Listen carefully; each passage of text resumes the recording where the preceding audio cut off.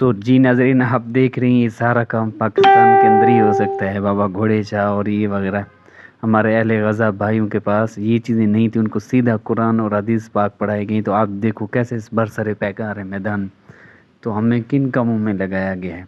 ये सिर्फ ये चीज़ें पाकिस्तान के अंदर ही नज़र आती हैं, इसके अलावा कहीं और नहीं है।